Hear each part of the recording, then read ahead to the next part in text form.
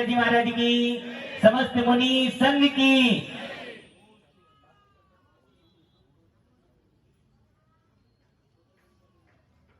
भारत देश का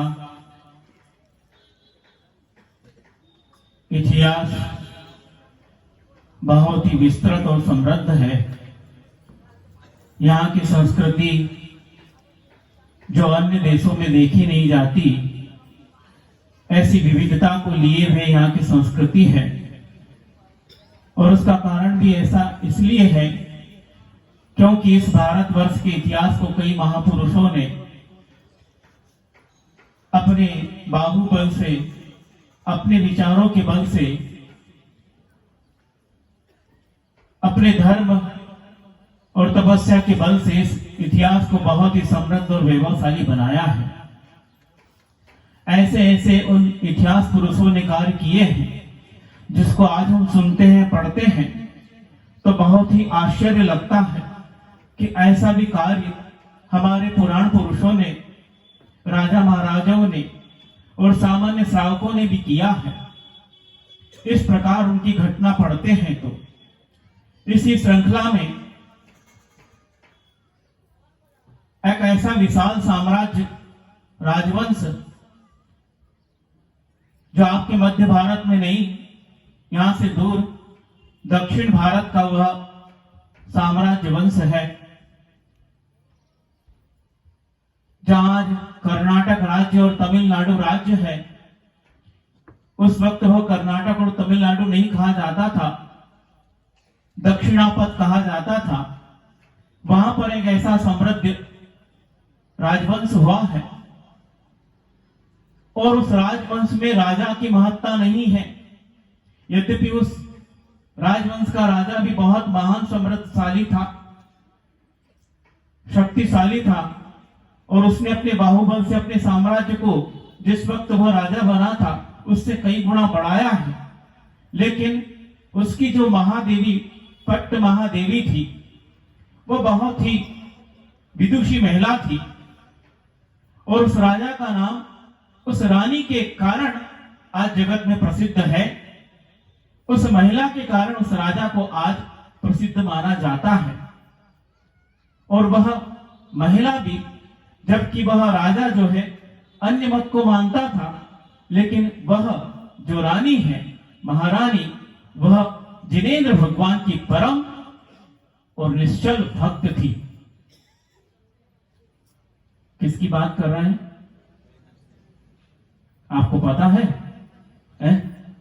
भारत में रहते हो, भारत का इतिहास पता ही नहीं है? गोरझामर का जिला पूछेंगे तो वो पता नहीं हो पाएगा। गोरझामर तहसील है क्या? नहीं है, तहसील भी पता नहीं है। अच्छा, इतना तो पता है, राजनीति में होंगे इसलिए पता होगा। उस इतिहास को पढ़िए और उस महामहिला का, उसके गुणों से आकर्षित होकर उसके जीवन में कितना संघर्ष था, कितनी विपरीतता थी। पति अन्य मत को मानने वाला और वह अन्य मत को मानने वाली, उस वक्त उसके जीवन में कितना संघर्ष हुआ होगा, कितना उसका राज परिवार की तरफ से और जो प्रजा थी उसके तरफ से भी उसके जीवन में कितना कष्ट आया होगा। लेकिन उस महिला ने उस जिन धर्म को कभी त्याग नहीं किया और संघर्ष करती चली गई। और अंत में लिखते हैं कि उसने उस दक्षिण में ही किसी स्थान पर समस्त परिग्रह का त्याग करके उत्तम संलेखना को धारण करके अपने जीवन का अंत किया था। जिस प्रकार अभी कुछ दिन पहले पूज्य निर्यापक श्रवण श्री प्रशांत सागर महाराज ने अपने जीवन में उस महा उपलब्धि को प्राप्त किया कि जब शरीर दगा दे जाए तब इस दगाबाज का साथ मत दो, जो आपके साथ हमेशा रहे ऐसे धर्म का साथ दो। और उन्होंने अपने जीवन में चरितार्थ करके ऐसी उत्तम संलेखना को धारण किया। उस वक्त कहते मूलाचार में बृहद प्रत्याख्यान से पहले संक्षेप प्रत्याख्यान का वर्णन किया गया है। उस वक्त मुनिराज जब सडनली कोई उपसर्ग उपद्रव उत्पन्न हो जाए और जब प्राणों पर संकट बन जाए, ऐसा कोई महारोग लग जाए, तब वह मुनिराज किसी व्यक्ति को निर्यापक श्रमण न बनाकर, निर्यापक आचार्य न बनाकर स्वयं ही अपने जीवन में उस संलेखना को पंच परमेष्टि की साक्षी पूर्वक, अपनी गुरु की साक्षी पूर्वक धारण करके उस रत्नत्रय को विशुद्धि से पालन करके उसका अंत करते हैं। इसी प्रकार का कार्य और महामुनिराज प्रशांत सागर महाराज जी ने अपने जीवन में किया और हम सबको भी पाठ दिया। तो इसी प्रकार उस महाविदुषी महिला ने भी अपने जीवन में संलेखना को धारण करके अपने जीवन का अंत किया था। कौन है वो? उसके ऊपर उसके गुणों से आकृष्ट होकर एक अजैन व्यक्ति ने लगभग भी 2000 पृष्ठ का एक महावृहत उपन्यास पुस्तक उस पर लिखी, जिसका नाम पट्ट महादेवी शांतला। उस इतिहास को आप पढ़िए, कहीं जैन बुक स्टाइल में उसकी पुस्तक मिलेगी। उस महिला ने कितना संघर्ष किया और कितना उसके ऊपर आक्षेप आया इस जिन धर्म को छोड़ने के लिए, लेकिन उसने कभी भी उन संघर्षों से हार न मानकर उस संघर्ष पे वो जीतती गई और अंत तक उस धर्म का पालन किया। सुनते हैं गोमटेश्वर बाहुबली भगवान में एक शांतिनाथ भगवान की जो बसती बोलते हैं मंदिर को, वह उस महादेवी शांतला ने ही उस शांतिनाथ बसती का। कोई गया गोमटेश? हम तो नहीं गए। गए हो? शांतिनाथ भगवान का मंदिर है विंध्यगिरी पर। हाँ, वह उस महाविदुषी महिला ने ही बनाया था, क्योंकि उसके जीवन में बहुत संघर्ष आ रहा था। तो शांतिनाथ भगवान का मंदिर, भगवान सबके जीवन में शांति आए, इसको ध्यान में रखकर वो निर्माण किया था। ये बात मैं इसलिए कह रहा हूं, मुझे उस उपन्यास में से केवल एक पंक्ति पर आज का व्याख्यान करना है। बहुत बृहत उपन्यास और बहुत अच्छा लिखा गया है। ऐसे ऐसे घटनाक्रम लिखे गए हैं कि कई बार आचार्य महाराज ने भी कई लोगों को कहा कि उस इतिहास को पढ़िए कि कैसे संघर्ष करके भी अपने धर्म को नहीं छोड़ा जाता है। उसमें लेखक ने बहुत अच्छी पंक्ति लिखी है कि वह संघर्ष जब कर रही थी तब उसके जीवन के लिए उस लेखक ने पंक्ति लिखी है। बहुत ध्यान से सुनना पंक्ति, इसी पंक्ति पर आगे का व्याख्यान चलेगा कि व्यक्ति अपने जीवन में व्यक्ति अपने जीवन में पराये व्यक्तियों को संतुष्ट करने के लिए अपने व्यक्तियों की उपेक्षा कर देता है। क्या सुनी पंक्ति? समझ में आई? हिंदी में बोल रहा हूं कि समझ में आई ना? व्यक्ति अपने जीवन में पराये व्यक्तियों को संतुष्ट करने के लिए अपने व्यक्तियों का, अपने आत्मीजनों का या अपनी ही उपेक्षा कर देता है। इस प्रकार की पंक्ति लिखी है। इसी पंक्ति से हम आगे चलेंगे। पंक्ति बहुत बड़ी है, अर्थ बहुत गहरा है, इससे तो कई दिन भी निकल सकते हैं, पर हमें आधे घंटे में इस पंक्ति का सही अर्थ समझना है। सांसारिक दृष्टि से हम इस पंक्ति का अर्थ समझे तो व्यक्ति जब अपने आप को देखता है तो वह स्वयं, वह, उसकी पत्नी और उसके बच्चे, ये उसका अपनापन है। थोड़ी उसकी दृष्टि और विस्तृत होती है तो अपने माता पिता को भी अपने परिवार में सम्मिलित कर लेता है। थोड़ी और दृष्टि विस्तृत होती तो अपने भाई बहन को भी सम्मिलित कर देता है। थोड़ी और दृष्टि विस्तृत होती है तो चाचा इत्यादि, क्या बोलते, खानदान, ये खानदान हमारा है। थोड़ी और दृष्टि उसकी विस्तृत होती है तो वह पितृपक्ष और मातृपक्ष को दोनों को लेकर ये कुटुंब मेरा है। बस यहां जाकर उस संसारी व्यक्ति की दृष्टि रुक जाती, अटक जाती है। बस इतना ही उसका है, बाकी सब उसके लिए पराये हैं। लेकिन बंधुओं, जब स्वार्थ उत्पन्न होता है तो अपने ही व्यक्ति पराये लगने लगते हैं। जब व्यक्ति के जीवन में लोभ आता है और वह जायदाद को अपना ही मानने लगता है और हड़पना चाहता है, तब उसके लिए माता पिता और भाई बहन होते कि नहीं पराये? क्या हो जाता है? घरों में दीवार खिंच जाती है। और दीवार तो ठीक है, कई केस जो है न्यायालय में चलने लगते हैं। एक व्यक्ति आए थे, वो न्यायालय से संबंधित थे। उन्होंने प्रश्न किया, महाराज जी, जैन धर्म मैं भी जानता हूं, मैं जैनी हूं, और इतना विस्तृत वर्णन लिखा गया है और लोग को पाप का बाप माना गया है। लेकिन क्या बात है कि फौजदारी बोलते क्या है इन केसों को, क्या बोलते हैं? फौजदारी के केस है, दीवानी के केस, जायदाद के केस सबसे ज्यादा किसके हैं? बोलो, जैनी समाज के। जबकि यहां पर परिग्रह को पाप माना है और उसी के लिए इतने केस क्यों? तो भैया तुमने तो समझ लिया ना, कोई बात नहीं, तुमने समझ लिया, तुम छोड़ दो, जब इनकी समझ में आएगा ये भी छोड़ देंगे। यदि भव्य है तो एक न एक दिन समझ में जरूर आएगा कि वस्तुतः यह लोभ पाप का बाप है। कल पूज्य बड़े महाराज जी ने कहा था, सब कसायों को आप कसाय जैसी मानते हैं, लेकिन परिग्रह को, लोभ को कोई कसाय जैसी नहीं मानता। परिग्रह को अपने अहित का कारण नहीं मानता और उसको इकट्ठा करने में वो लगा रहता है। तो इस प्रकार जब व्यक्ति का लोभ आता है तो वह परिवार जो अपना था वो पराये लगने लगता है।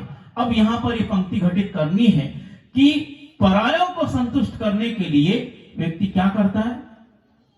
क्या बोली पंक्ति? अपनों की उपेक्षा करता है। पराया कौन है? यहाँ लोभ कसाय जो तुम्हारे अंदर आई है वो पराई है।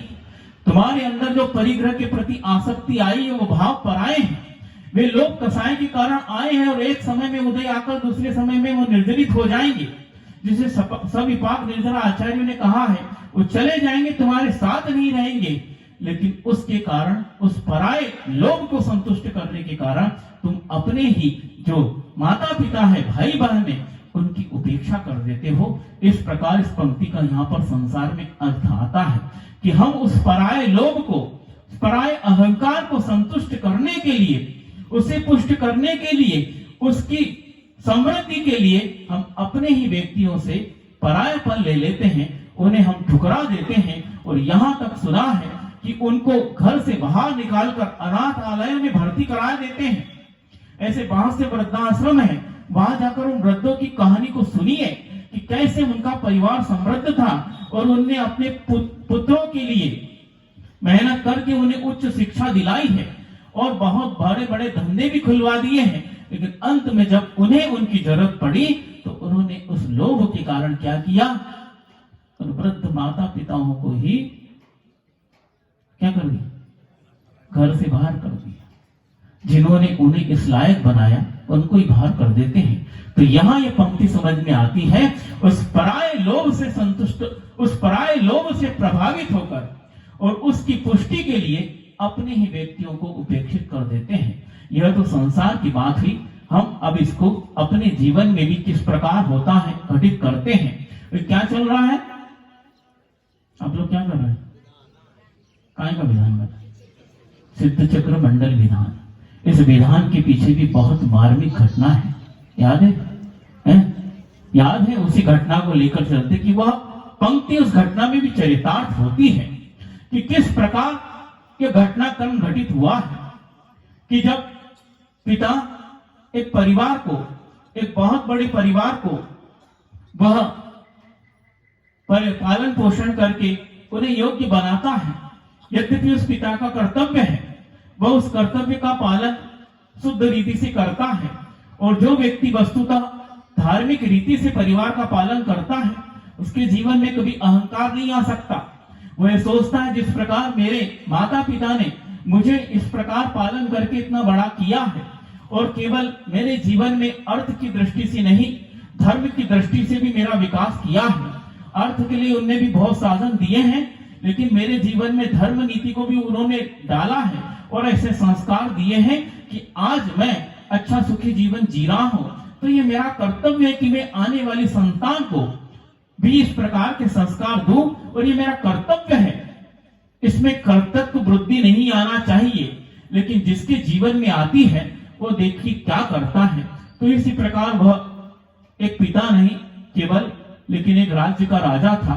वह अपनी संतान का नहीं, पूरी प्रजा का भी पालक था और बहुत ही अच्छी रीति से पालन कर रहा था। लेकिन क्या होता है, व्यक्ति के जीवन में कब अहंकार घुस जाता है उसे भी पता नहीं चलता है कि मैं ये सारी क्रिया अहंकार के कारण कर रहा हूं या केवल कर्तव्य के कारण कर रहा हूं, उसको पता नहीं चलता है। और इस प्रकार जब वो देखता है कि मैंने अपने करने वाले सारे काम कर दिए हैं, अपने पुत्र और पुत्रियों को शिक्षा दी है, धर्म की शिक्षा दी है, राजनीति की शिक्षा दी है, व्यवहार की शिक्षा दी है, और सारा कार्य हो गया है, और बस एक कार्य बचा है कि इनका विवाह करके इन्हें अपने अपने स्थानों पर भेज दिया जाए तो मैं कृतकृत्य हो जाऊंगा। और मैंने ये कार्य किया है, मैंने इन सब का पालन पोषण किया है। यह अहंकार भी उसके अंदर थोड़ा सा आ गया था। वो अपनी पुत्री को बुलाकर पूछता है, सबसे बड़ी पुत्री थी है ना, उसको बुलाकर पूछता है, भैया सुनी कि नहीं कहानी है, उसको लगाते जाना। और आज मौका है इसलिए सुना रहा हो क्योंकि आप सिद्ध चक्र महामंडल विधान कर रहे हैं, तो उसका क्या फल मिलता है उसको समझना भी बहुत आवश्यक है। क्योंकि आप बढ़िया बुद्धि वाले हैं, फल की ओर पहले ध्यान कर देते हैं। बीज बोए अथवा न बोए, फल आएगा कि नहीं? बो तो भैया है, तुम्हारे घर तिजोरी में रखा रहेगा तब तक तो नहीं आएगा, चाहे कितना भी पानी और मिट्टी डाल लो उस पर। तो जब जमीन में जाएगा और उसकी सही आप सुरक्षा करोगे और खाद और पानी दोगे, तब कहीं जाकर वह भूमि भी उत्तम होनी चाहिए। ऐसा नहीं कहीं भी डाल दिया, कंकरीली पथरी भूमि में डाल दिया तो वो भी नष्ट हो सकता है, वो कभी अंकुरित नहीं हो सकता है। लेकिन उत्तम भूमि हो और उत्तम माली हो तो निश्चित रूप से यह बीज जो है बहुत बड़ा वृक्ष और बहुत बड़ी फसल होकर आपको फल देता है। तो वह पिता भी सोचता है मैंने इतना बड़ा कार्य किया है और एक कार्य कर कृतकृत्य हो जाऊं, पर मैंने ये कार्य किया, इस प्रकार का अहंकार था। वो पुत्री को बुलाकर पूछता है, बेटा तुम्हें कोई इच्छा हो तो बताइए, तुम किसी को पसंद करती हो या कोई तुम्हारी चॉइस हो तो बताओ। वह जो पुत्री थी वो भी छोटी मोटी नहीं थी, उसने भी धर्म की शिक्षा प्राप्त की थी। तो उस धर्म के माध्यम से उसने बहुत ही सीधा और सरल उत्तर दिया कि पिताजी मेरे पुण्य में जो होगा वो मुझे मंजूर है, मेरे जो पुण्य में होगा वो मुझे मंजूर है, मुझे अपने धर्म पर विश्वास है। पिता सोचता है ये धर्म कहां से बीच में आ गया, करने वाला तो मैं हूं, मैं जो कहूंगा मैं जो करूंगा वही घटना इसके जीवन में घटित होगी। और आज तक मैं ही करता आया हूं, मैं ही इनके जीवन का निर्णय लेते आया हूं। मैंने जो जो कहा इन पुत्रों ने और पुत्रियों ने उसको आज्ञा मानकर स्वीकार किया है। ये बीच में धर्म कहां से आ गया, ये पाप और पुण्य कहां से आ गया, ये कौन है करने वाले? करने वाला तो मैं हूं, ये बीच में कौन आ गए हैं? और मेरी पुत्री को इस प्रकार का सिखाने वाला कौन है? अब मैं भी दिखाता हूं कि ऐसा कौन सा धर्म और पुण्य पाप आता है इसके जीवन में। अब जो मैं कहूंगा करूंगा वह इसके जीवन में होगा। इस प्रकार अहंकार आ जाता है। अब अहंकार आ जाए तो वो क्या करता है? क्या करता है? पंक्ति याद है क्या बोली थी? इसलिए बार बार पूछ रहा हूं कि सो तो नहीं गए। किस पंक्ति से शुरुआत की थी? इसलिए मैंने कहा था याद रखना। हाँ, परायों को संतुष्ट करने के लिए व्यक्ति अपनों की उपेक्षा करता है। अब क्या हुआ? राजा के मन में पराया कौन आ गया? अहंकार आ गया। उसके जीवन में मान आ गया, उसके जीवन में ये बुद्धि आ गई कि मैं करता हूं, मैंने ये कार्य किया।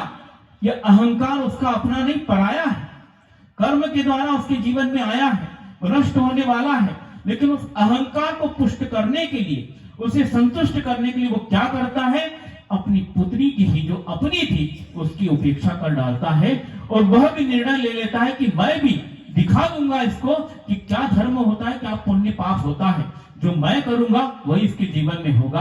और इस प्रकार अब देखिए, कर्म जब किए वो तो आएंगे।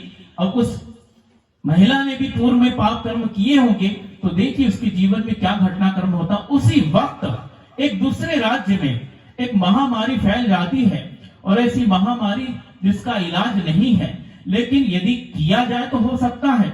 लेकिन वहां का राजा यद्यपि प्रजापालक था, लेकिन वह भी स्वार्थी हो गया कि वह देखता है कि ऐसी महामारी फैल रही है और बहुत लोगों में फैल रही है, तो वो उसे लगता है यह छुआछूत के कारण हो रही है। कौन सी महामारी? कुष्ठ रोग, कोढ़ जिसको बोलते हो। कोढ़ सामान्य कोढ़ नहीं, गलित कुष्ठ, ऐसा दुर्गंधित युक्त कि उसके आसपास जाओ तो नाक फट जाए। फटती नहीं किसी की नाक, कहने में आती है, कहते ना, क्या कहते हो, इतनी भयंकर बदबू आ रही कि हमें नाक ही फट जाती। किसी की नहीं फटी आज तक, लेकिन फिर भी कहना पड़ता है, मतलब उसका विभत्स रूप दिखाने के लिए कथन किया गया है। कितनी दुर्गंध युक्त वह रोग है कि उसके आसपास से निकलना सहज नहीं है। अब वो राजा सोचता है कि ऐसा ना हो कि सारे राज्य में लग जाए, तो वह एक आदेश निकाल देता है कि जितने भी इस प्रकार के रोगी हैं उन सबको देश निकाला दे देता है। करना यह था कि वही एक अलग स्थान बनाकर उनकी चिकित्सा की व्यवस्था करनी थी, लेकिन जब स्वार्थ मन में आ जाता है तो व्यक्ति अपने की ही, पंक्ति पूरी कहानी में चलेगी, अपने की उपेक्षा कर देता है, अपनी प्रजा की उपेक्षा कर दी और उन्हें निकाल दिया। लेकिन कर्म सबकी परीक्षा लेता है बंधुओं, वो बहुत बड़ा जज है। अब वह रोग किसको हो गया?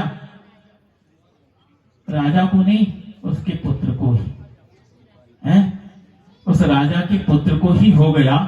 और वो पुत्र बहुत प्रिय था, लेकिन अब क्या करे, अब अपने ऊपर आ गई, लेकिन बहुत फिर स्वार्थ आ गया कि मान लो यह पुत्र जो है राजमहल में रहेगा, सबके संपर्क में रहेगा, कहीं मुझे यह रोग लग गया तो क्या होगा, इसलिए स्वार्थ आया, अपने की उपेक्षा, उसको भी देश निकाला दे दिया। लेकिन वह भी छोटा मोटा राजकुमार नहीं, धार्मिक रीति से पलने वाला था। और सोचता मेरा कर्म का उदय आया, कोई बात नहीं, मैं भोगूंगा, मेरे जीवन में इस प्रकार का कर्म आया तो मुझे भोगना है, इसमें पिता का कोई दोष नहीं है। इस प्रकार वो भाव रखता है। इन दोनों व्यक्तियों ने किस प्रकार के भाव रखे वो आगे हम समझेंगे। वो वहां से विहार करते हुए, विहार मतलब महाराज जी जैसा विहार नहीं, वह पर्यटन करते हुए उस राजकुमारी के राज्य में आते हैं और दूर खिड़की से वह राजा उन सारे कौड़ियों को, लगभग 500 की संख्या थी, है ना, 700 की, तो वह देखता है कि यार ये व्यक्ति जो है राज्य में आ रहे हैं, सारे के सारे बहुत गलित कुष्ठ से रोगी हैं। और जैसे उनको देखता है तो उसके शैतान दिमाग में क्या होता है, वो योजना आ जाती है, बहुत अच्छा, मेरी बेटी ने क्या कहा था, मेरे पुण्य में जो होगा वो मेरे जीवन में होगा, मुझे अपने धर्म पर भरोसा है, अब उसको दिखाता हूं धर्म क्या होता है, पुण्य पाप क्या होता है। और वह जो है उस व्यक्ति को, जो उनका मुखिया था, उनको वह राजमहल में बुलाता है और कहता है कि मैंने तुम्हें अपनी पुत्री के लिए चुना है।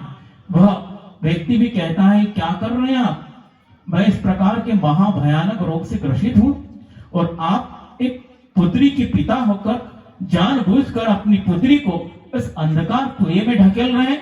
इस प्रकार पिता का कर्तव्य नहीं होता है, आप अपने धर्म से च्युत हो रहे हैं। वह शिक्षा देता है, लेकिन वो कहता है मैं राजा हूं और इस राज्य में तुम शरण लेने आए हो, जो मैं कहूंगा यदि वो करोगे तो मैं तुम्हें छोड़ दूंगा, अन्यथा क्या इस राज्य से निकाल दूंगा।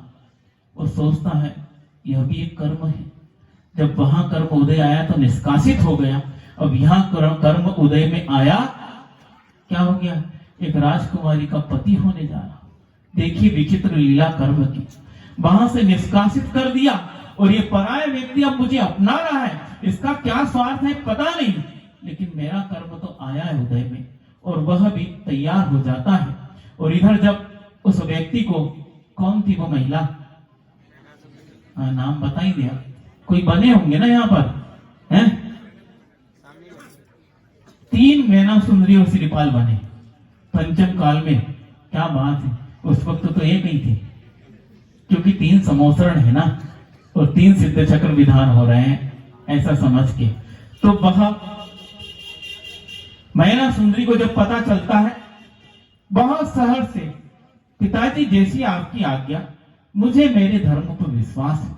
तो सोचता अभी भी है, कोई बात नहीं, रस्सी जो है जल जाती है, लेकिन हाँ ऐसे ही बल पड़ा है इस पे, दिखाता हूं। विवाह हो जाता है और उसे भी अपने धर्म पर संतुष्टि है, क्योंकि मैंने धर्म किया है और मैंने कर्म किया है। जो मैंने किया है उसे पिता नहीं भोग सकते, जो पिता ने किया है उसे मैं नहीं भोग सकता। मैं मेरा किया मैं भोगूंगा और पिता का किया पिता भोगेंगे। इसलिए अपने अपने कर्म का फल भोगे संसार, इस प्रकार का दोहा आता है ना। एक खस टट्टी सींचता, एक लेता बहार। किसी कवि ने लिखा होगा बहुत पुराना कि जब राजा महाराजा का जमाना था, उस वक्त पंखे एसी लाइट नहीं थी। उस वक्त जो है जो भृत्य होते थे नौकर, वह जो अब कूलर में भी तो लगी आती है, हाँ खस की वो चटाई जैसी, तो वह कमरों में भी लगी आती है, क्या बोलते खिड़कियों के लिए, दरवाजों के लिए अलग से आती है। वह एक नौकर और एक मालिक, एक चटाई का अंतर है।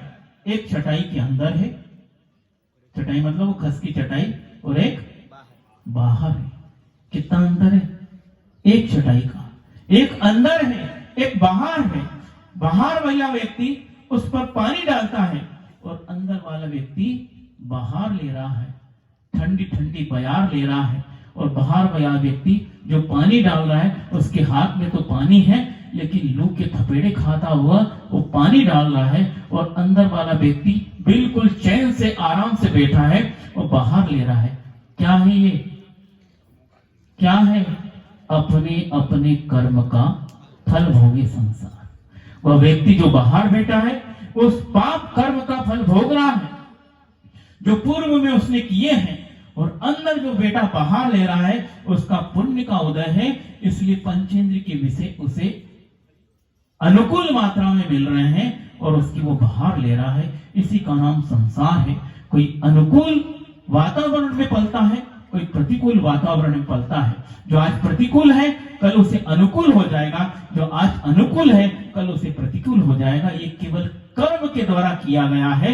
इस प्रकार उस मैना सुंदरी और श्रीपाल ने सोचा, मैना सुंदरी के लिए तो वह सुंदर दिखने वाली थी, हो सकता है उसके लिए पाप का उदय, लेकिन श्रीपाल वह कोढ़ से अभी ग्रसित है, उसके लिए तो पुण्य का उदय आया है। लेकिन दोनों संतुष्ट इसलिए हैं क्योंकि कर्म के फल को भोग रहे हैं। हमने ये किया है तो हम भोग रहे हैं। लेकिन वो दोनों राजा जिनके जीवन में, एक के जीवन में स्वार्थ है, एक के जीवन में अहंकार है, अहंकार को पुष्ट करने के लिए उसने अपने की उपेक्षा कर दी, एक ने स्वार्थ को पुष्ट करने के लिए एक अपने पुत्र की उपेक्षा कर दी। लेकिन यह दोनों कर्म को भोग रहे हैं। विवाह हो जाता है और वह संतुष्टि से जीवन व्यतीत करते हैं, और वह जितना बनता है केवल अपने पति की नहीं, उनके 700 जो साथी थे उन सब की वह अकेली महिला सेवा करती है। और करते करते एक महामुनिराज के चरणों में वो पहुंचते हैं, और वो मुनिराज अवधि ज्ञानी थे। वे समझ गए थे ये श्रीपाल छोटा मोटा व्यक्ति नहीं है। कौन है ये? कौन है? इतिहास तो याद नहीं है, जैन धर्म भी याद नहीं है। कामदेव, 24 कामदेव भी है ना? श्रीपाल भी कामदेव, कोटि भट्ट राजा श्रीपाल कामदेव में आते ना। हाँ सुना ऐसा है, कामदेव में आते हैं। लेकिन आज कर्म के उदय से उसका शरीर इतना विभत्स हुआ है, नहीं तो संसार में कामदेव सा सुंदर शरीर किसी को नहीं मिलता। तीर्थंकर एक्सेप्शन हो सकते हैं, लेकिन ऐसा शरीर किसी को नहीं मिल सकता। यह कर्म के कारण आज प्रभावित हुआ है। ये महापुण्यशाली दोनों व्यक्ति हैं और धर्म का आचरण करके अपने जीवन में आसन निकट भव है, बहुत जल्दी मुक्ति को प्राप्त करेंगे। मणिराज उन्हें आशीर्वाद देते हैं और वह पूछते हैं भगवान ऐसे कौन सा कर्म का उदय है। उनके पूर्व भाव की घटना वो बताते हैं। या विस्तृत वर्णन करेंगे तो सिद्ध चक्र अधूरा रह जाएगा, है ना। इसलिए 60 में, 60 को आप स्वीट भी कहते हैं ना, विस्तृत ज्यादा नमकीन हो जाएगा, कड़वा हो जाएगा। तो वह कहते हैं अंत में आप 8 दिन तक अष्टानिका में सिद्ध भगवान के समूह की आराधना कीजिए, भक्ति भाव से, किसी और अपेक्षा से नहीं। भगवान सबका कल्याण हो, सबको निरोगता प्राप्त हो। इस संसार में समस्त व्यक्ति जन्म जरा मृत्यु रोग से ग्रसित है। इस शरीर का रोग तो आता है और चला जाएगा, लेकिन इस आत्मा को जो जन्म जरा मृत्यु रूप रोग लगे हैं, इस रोग की शांति के लिए भगवान मैं आपकी आराधना करता हूं। और इस आराधना का फल मुझे केवल मुक्ति मिले और उसकी भी मुझे चाह नहीं है, केवल आपकी भक्ति में मेरा मन सदा लगा रहे, इस भावना से आप करिए।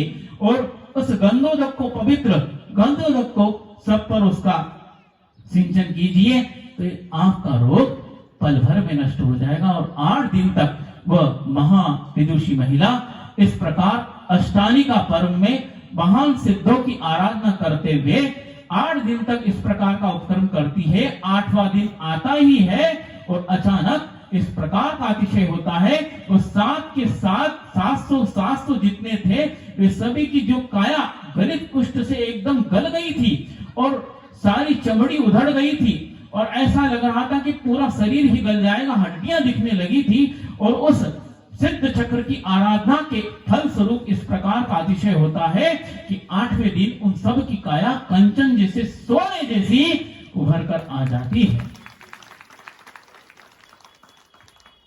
क्या सिद्ध चक्र का पाठ ऐसा ना, भजन आता ना, करो दिन 8 हाँ, ठाठ से मैना रानी फल पायो, मैना हाँ, जो भी हो, क्या फल पाया, उसको फल की चिंता नहीं थी।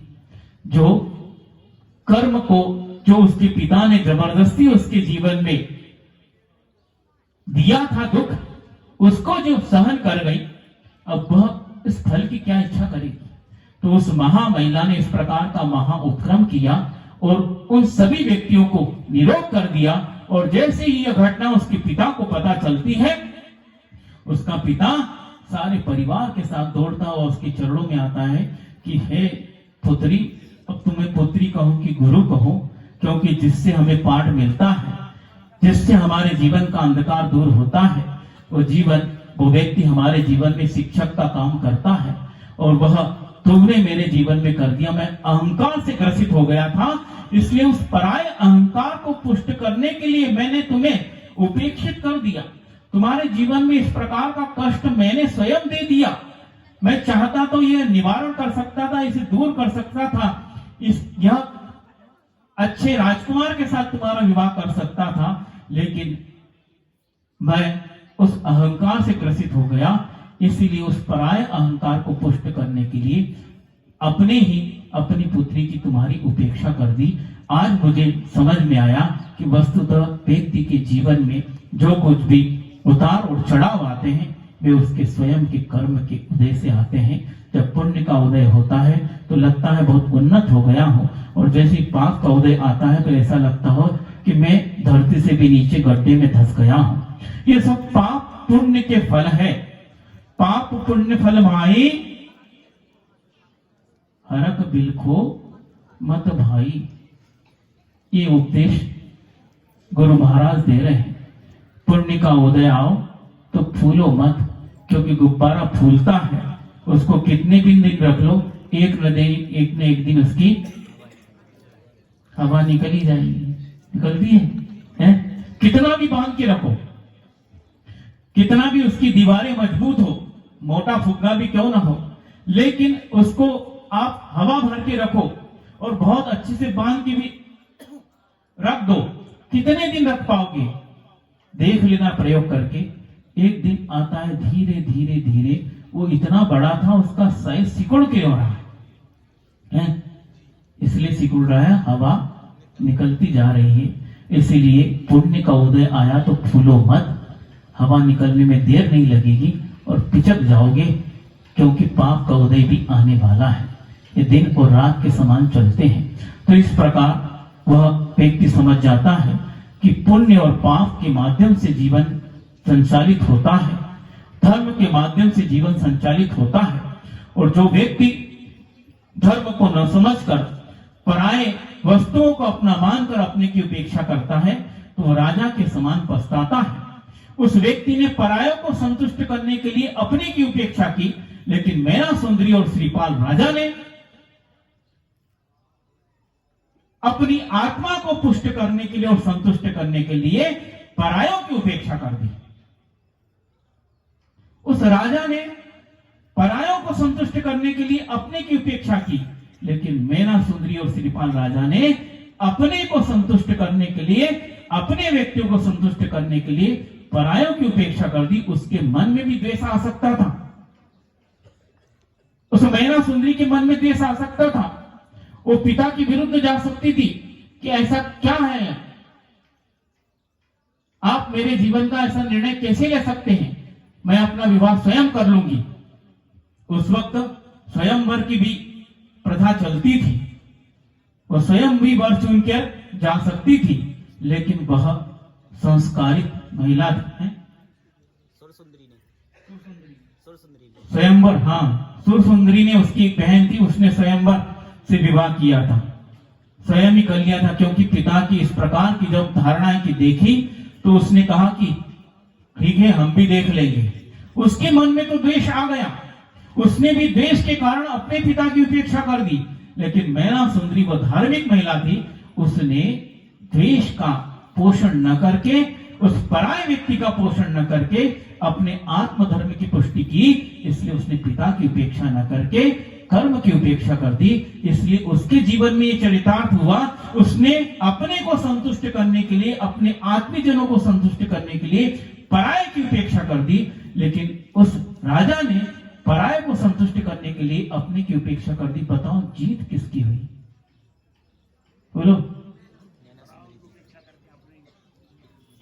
हाँ, बहुत अच्छा, बाबा जी अच्छे से बोले, अनुभवशील है ना, कि उसने परायों की उपेक्षा करके अपने आत्मा की संतुष्टि के लिए, अपनों की संतुष्टि के लिए परायों की उपेक्षा कर दी, उसकी जीत हुई। लेकिन जो परायों को संतुष्ट करने के लिए अपने की उपेक्षा कर देते हैं, वो कभी जीत नहीं पाएंगे, वो हमेशा हारेंगे। जिस प्रकार वह मेना सुंदरी का पिता हारा, उसी प्रकार। तो महाराज जी कहना क्या चाह रहे हैं आप? कहना यह चाह रहे हैं, अपने जीवन में कभी भी परायों का आश्रय मत दो। महाराज जी क्या बात है, आप उल्टा बोलने लगे? क्यों उल्टा बोलने लगे? टाइम ज्यादा हो गया इसलिए दिमाग फिर गया होगा, इसलिए भूख लगी होगी इसलिए महाराज जी को दिमाग फिर गया होगा। सत्विषु मैत्री की आप बात करते हैं और यहाँ अपना पराया कर रहे हैं। बहुत अच्छा, मैं यही चाहता हूं कि प्रश्न तो करो, हम ही प्रश्न उठा देते हैं। सत्विषु मैत्री, वहां भी अपनापन है, क्योंकि मित्रता परायों से नहीं अपनों से होती है। और सभी व्यक्ति में अपनापन इसलिए है क्योंकि हमें अहिंसा धर्म का पालन करना है। पराये कौन है?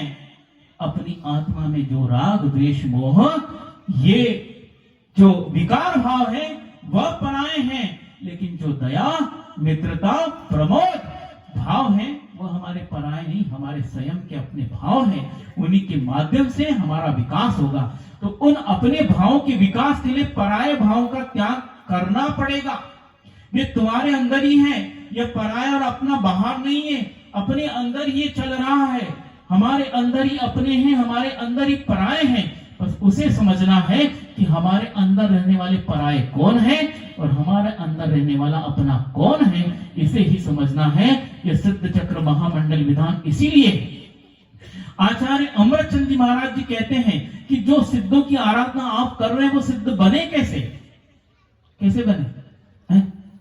तुमने बोली लगा के पैसे दिए और सिद्ध बन गए होंगे, वो भी बोली लगी होगी। कौन बनना चाहता है सिद्ध? खड़े हो जाओ, है ना? क्यों श्रीपाल जी? बोली लगी होगी, ये प्रतिष्ठाचार आएंगे वहां भी बोली लगाने वाले, शुद्ध बनाने वाले ये होंगे। लगी है बोली, पर वो बोली पैसों की नहीं थी, भावों की थी। कैसी थी? आचार्य अमृतचंद जी महाराज जी समयसार कलश में कहते हैं, क्या कहते हैं? भेद ज्ञानता सिद्धा सिद्धा ये किल केचना तस्य अभावत बद्धा बद्धा ये किल केचना।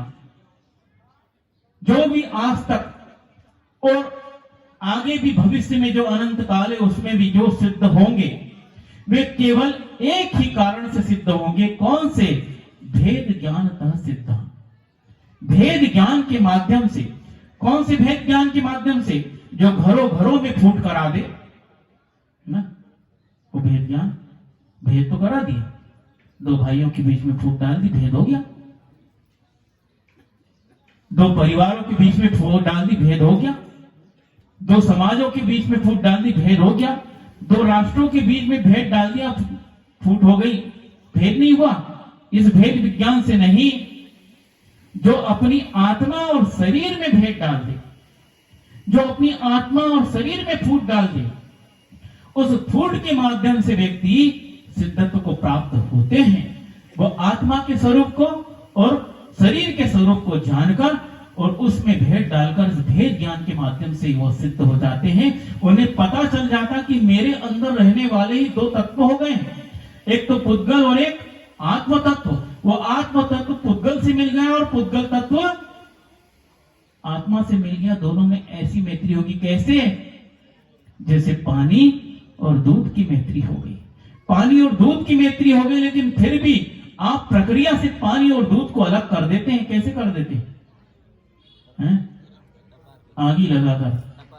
दूध में आगी नहीं लगाते, दूध के बर्तन में नीचे आगी लगा देते हैं और उसे इतना गर्म करते हैं उसके पानी का अंश उड़ जाता है और दूध रह जाता। उसी प्रकार इस आत्मा को भी तप के माध्यम से जब लगाते हैं तो शरीर और आत्मा का, जो आत्मा शरीर से मिला है और जो शरीर आत्मा से मिल गया है, उसे तप के माध्यम से तप में लगा देते हैं तो वह व्यक्ति का शरीर और आत्मा भिन्न हो जाता। ऐसा भिन्न नहीं होगा, पृथक दिखेगा नहीं।